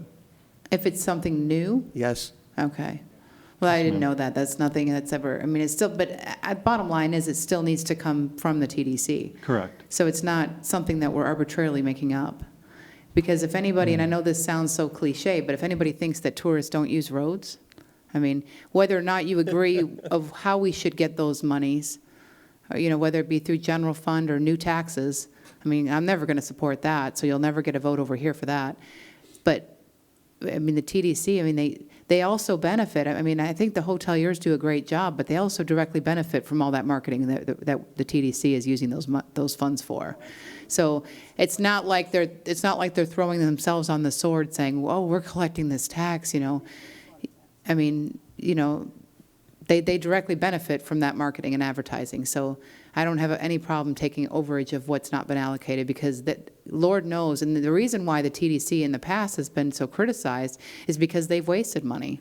They have wasted money in the past. They have not been able to account for bills and other funding. Not anymore, not lately, and Mr. Kranis, thank you for coming in and cleaning up the mess. But what I'm saying is that is why that reputation is so scarred and so bruised. And so I'm glad we're headed in the right direction, but I mean, this is an easy one for me, because the tax is being used for its intended purpose, and this is just talking about exploring other ideas in regard to infrastructure for what's over and what's not budgeted for. So I'm going to support it. Commissioner Tobias? Thank you, Mr. Chair, and this one's for Mr. Denninghoff.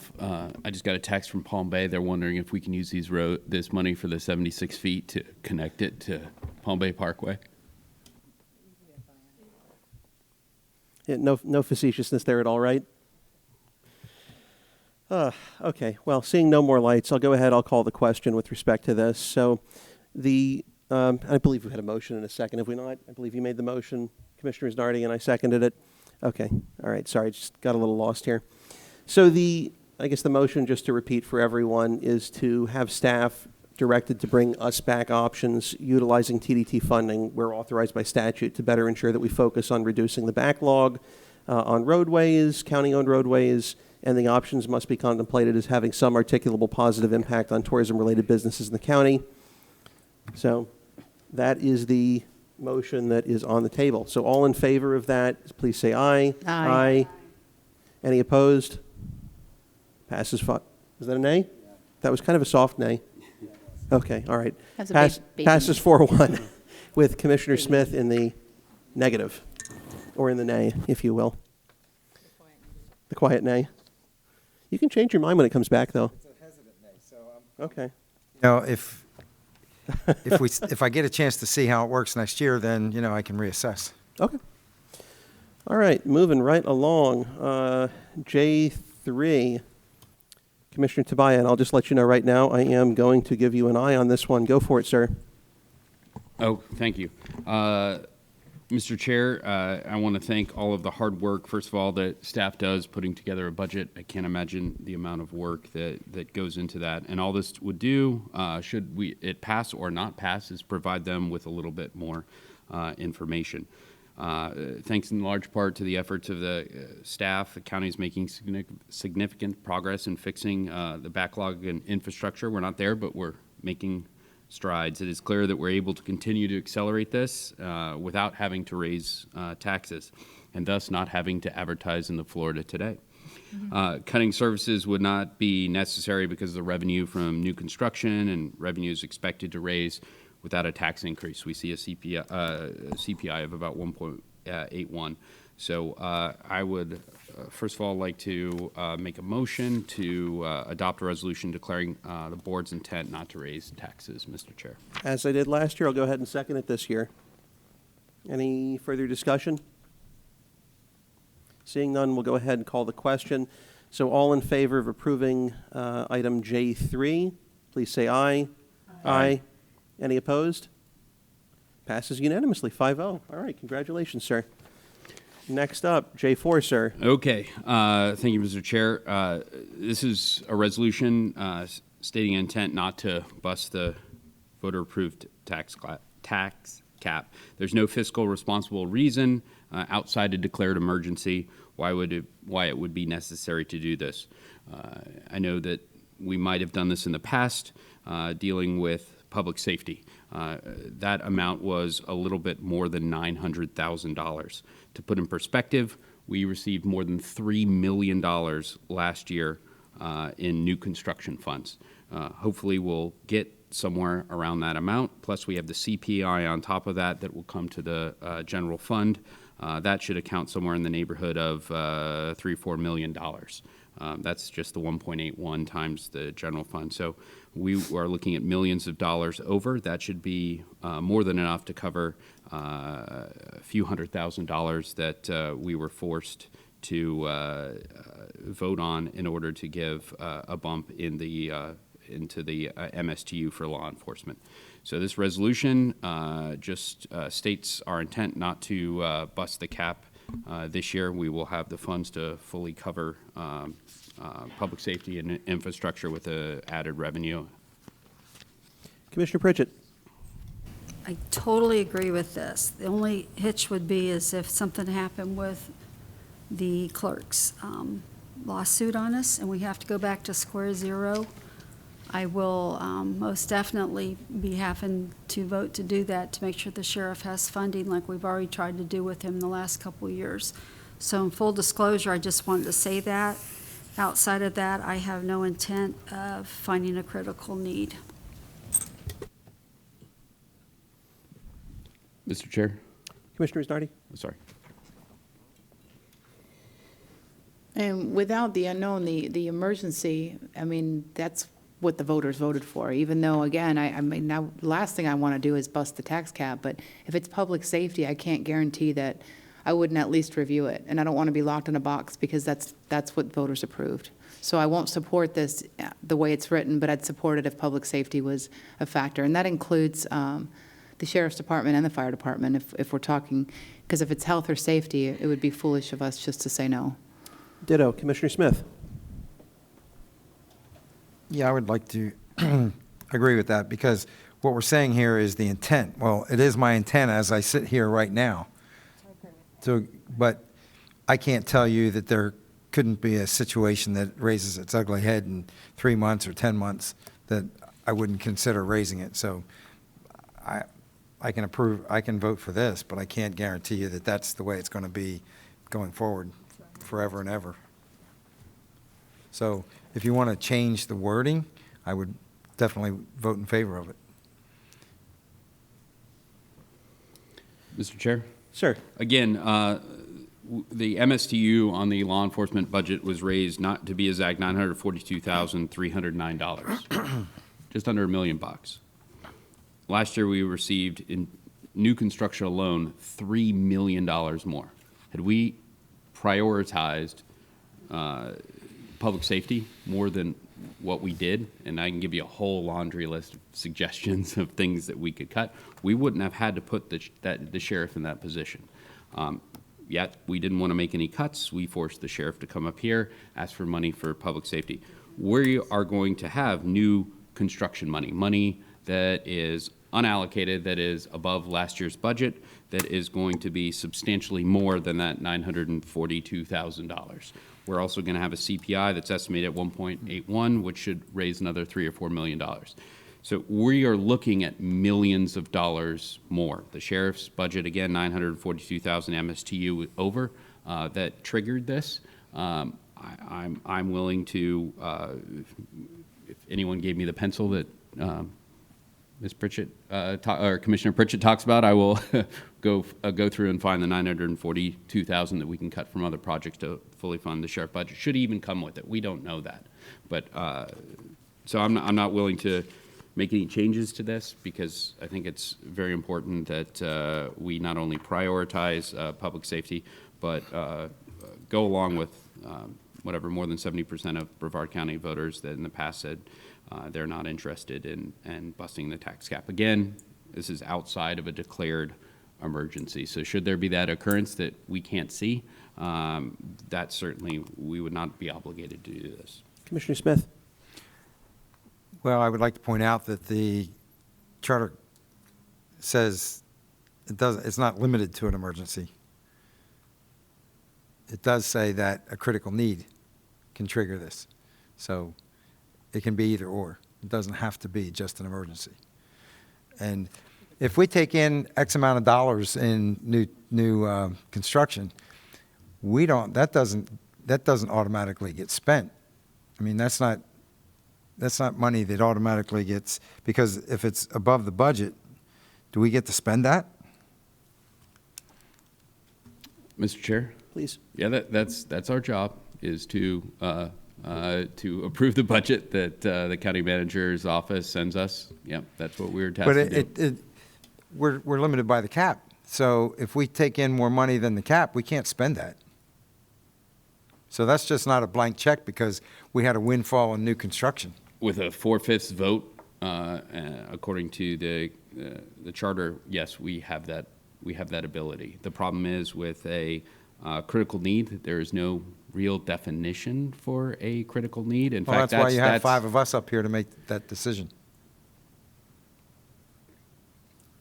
That is true, but you're talking to the one that disagreed with the definition of the critical need. I understand that. That's why there's 5 of us, because we all get to have an opinion. Oh, I fully support it, and that's why I'm bringing it up here. I'm just saying that we had the ability as commissioners with extra dollars to fully fund that need, not forcing the sheriff to come up here, hands held out, and said, I need $942,000 extra dollars. We had the resources, extra resources, had we decided to allocate them in that. But instead, we sent them all over the place.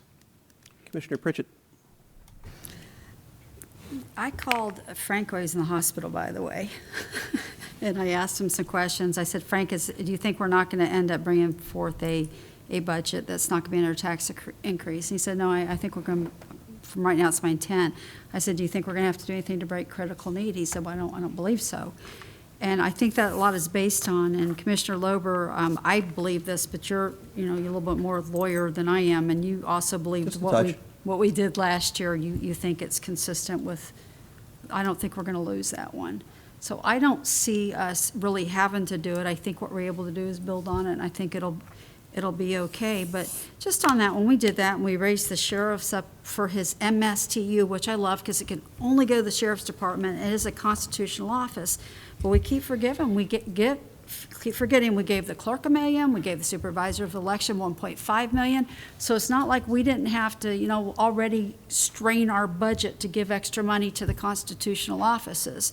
So it's like I would love not to ever have to do it, but sometimes you just got to do it to take care of the jobs that we have to do, safety and infrastructure and a few of these items. And I think we've done really good of chopping off a lot of things that weren't necessary in the past. But Commissioner Tobias, I can vote for this because I have no intent of breaking this unless something comes up that's unforeseen, that's an emergency with safety and infrastructure that we have to, or Frank comes along and says, guys, we're going to have this to do a good job, or if the worst case scenario, we don't win with as far as what the clerk's doing. That would be the only thing, but Commissioner Tobias, I assure you, I have no intention of wanting to have to do that. So I'm comfortable with it. All right, I'm going to jump in and have my 2 cents here now that the rest of the lights seem to be taken care of. Jill, the CPI we're estimating is what, 1.4% thereabouts? For the fiscal year 2021 budget, the CPI will be 1.81%. 1.81, okay, a little better than I thought, but certainly not anywhere near 3%. No. All right. This whole situation, it kind of reminds me of when I was campaigning, it seems like forever ago, but I guess it was the middle of 2018. I got a recurring question at a ton of events. Well, will you swear, will you vow not to increase taxes? And my answer was always the same. No, I'm not going to do that because I don't know what I don't know. And if we have some situation that would make life essentially unbearable for people here, absent us raising taxes, I can't say, sorry, you can't use the roads. Sorry, you can't get from point A to point B. Sorry, police don't respond because I swore not to raise taxes. I did not want to box myself into a position like that. Do I want to exceed the charter cap, or in this case, CPI at 1.81%? No, I don't want to do that. I pay into the millage myself. But I don't want to box myself into a corner. And just as I wouldn't promise when I was running not to raise taxes, even though we haven't for the entire time I've been on here, I'm not going to promise not to do something unless I know absolutely to a certainty that I'm not going to do it. And I just don't have all the information at this point. So I support this in spirit, but I don't want to box myself in a corner by voting to support this. This is what I did last year when we had the same items come up. I voted for the aggregate item last year and this year. I think it failed last year. Obviously, luckily it passed this year. But I'm not going to support this year. I didn't support it last year, and I just don't see a reason to change course. Okay. One final thought, though, and I think this may even be on the agenda either for the coming meeting or the meeting after that. I think it's the coming meeting that we have. There is an item that talks about having a study with respect to county fire rescue, and the timelines that are included in that talk about doing a study, I believe, in 21 to apply in 22. So if if that's what Frank is basing his assessment, that we will not have to exceed the 1.81% CPI, I don't know that I'm really too thrilled making the firefighters wait until 2022 to do something to help them out and to get them to a more competitive salary. If we can accelerate that and push it back to doing the study now and applying it in 2021 or bridging the gap somehow, that's my strong preference, but I'm not going to support it. I don't have all the information that I would need in order to be comfortable doing that. Commissioner Isnardi? I'm just reading through this resolution. Whereas the Board of County Commissioners intends to adhere to the will of the voters and not interpret critical need in such a manner as to create a virtually limitless loophole. You know, when this board, if by majority, voted to exceed that, I don't think anybody up here envisioned it as a limitless loophole. So, I mean, I'm not going to play to the political fodder. Outside of state or federally declared emergency, a true critical need will not arise in the current year if revenue exceeds the previous fiscal year absent such a finding. You know, that's a state or federal emergency. I'm just not comfortable with that either. I'm not going to commit to vote for something that I can't say, I don't know what's going to happen. You know what I mean? And I don't feel comfortable when it comes to public safety. I just don't. So everybody on this board has voted to raise taxes at some point. So let's not forget that. So I'm not going to play this political game and be boxed into anything just because it may win or may not win me favor. I'm going to do my job that I was elected to do and make the decision with that information that I have. Make So I'm not gonna responsible decisions. So I'm not going to support it. All right, I think in the interest of time. Call the question. We're going to go ahead. Well, I don't know that there was a second, actually. Yeah, I haven't heard a second. No, it doesn't sound that there's been a second. So nothing to call. Seeing no further lights, we'll go ahead, we'll move on. There are no additional public comment cards for item K as in Kilo. Now we'll move on to L as in Lima. Mr. Denninghoff in lieu of Mr. Abate. I have no report. I would just report that Frank is appreciative of the well wishes and concerns that folks have expressed, and he's on the mend. All right, thank you, sir. Ms. Bentley. No report. Commissioner Pritchett. All right. Commissioner Tobias. No report, Mr. Chair. Commissioner Smith. Yes, at the last meeting, when I requested approval from you guys for me to go to Washington DC with, you asked, Commissioner Lober, you asked Yes, sir. what the cost would be. I winged it at $1,000. It's actually going to be about $1,800. So if you guys want to change your mind, speak now. I could go up to 1,700, but that last 100 is really bothering me. I won't be able to sleep There's tonight. value in those trips. So I agree. I would encourage anybody to go whenever you I'd get a like to go chance, next year, because if you guys like. it's very, very positive for the county. Mm-hmm. Yeah, as long as you're convinced that there's an ROI for the county, I'm happy to support it. So I don't think we need to do anything with respect to that. Do you have any further report? No. All right, Commissioner Isnardi? I just want to say that, if Frank is watching, and I know Frank, as hard as that man works, we are all thinking about you, we are all praying for you, and we are all here for you. And the county will not burn down without you. You have good people at the helm, and it's something I've already reminded him of, but we're all thinking about you, Frank, and you got to take care of yourself if you're going to come back and take such good care of the rest of us. So, Amen. God bless. All right, last little bit here. Frank, if you're watching, I do have a message for you as well. Turn it off. Watch something that's a little more interesting. I promise we will be here, and you can bore yourself with the minutes and with the AV when you're up and running 100%. But get well, my friend. Last bit for the board report here. I did go to the DOH briefing that we had at the EOC earlier this week, where Maria Stahl and her staff with DOH and Kim Prosser and her staff put together a good show. We had a ton of participation from all the stakeholders. We had the Air Force Base have people out there, the school board, a slew of folks that are in the medical community. It was a real good setup in that people were able to ask questions and relay different things that were happening with respect to their agencies and their organizations. So I know that at least a couple of the other commissioners sent folks out there. I took note of that. I think that the county is doing everything it reasonably can with respect to this coronavirus. potential issue that we may well have here. I would caution people not to do anything rash, to take it seriously, but not to overblow it either.